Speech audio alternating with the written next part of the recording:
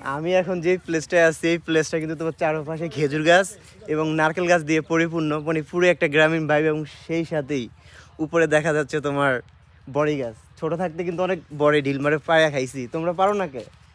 এই নানার থেকে যে রসগুলো কিনলা, দাঁড়ো, নানার থেকে যে রসগুলো কিনলা কয় টাকা দিয়া? 15 টাকা দিয়া। বাইরে একটু খাইতে দিবা নি?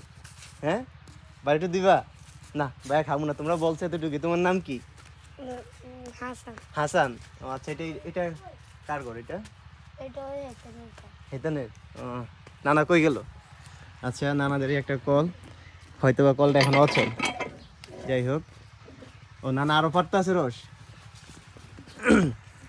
এই যে নানা আরেকটা গাছ উঠলো, গাছ থেকে রস পাড়তেছে। তো আজকে সব আমরা দেখবো এবং সেই সাথে তোমাদেরকেও দেখাচ্ছি।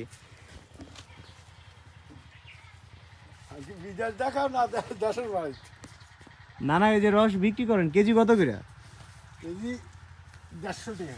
150 টাকা। যাই, তাহলে আমাদের দিক থেকে আপনাকে 30 টাকা আর কেজিতে বেশি। কেজিতে বেশি 30 টাকা।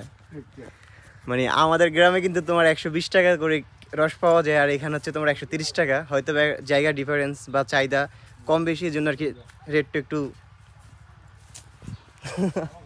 এই যে আমার কয়টা বড় ভাই, বড় ভাই আপনার নাম কি ভাই? সবাই শরম পায়, প্রথম প্রথম ভাইও শরম পাইছি।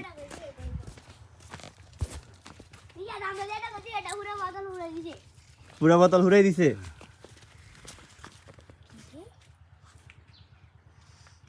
না না, তাহলে আপনার নাতি কিন্তু ভালো।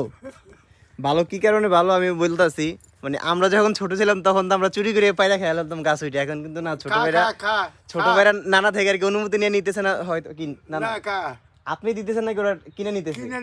কিনে নিতেছে। তাহলে বুঝা যায় ছোট ভাইরা খুবই মানে ভালো, মানবিক, টাকা নিয়ে কিনে নিতে আছে। বড় ভাই, আপনি যে টাকা দিয়ে কিনে নিতে আসেন, এই টাকাগুলো কই পাইলেন? উনি দিল? 3 গে মিলে শেয়ারে? আরে একদিন কি কইয়া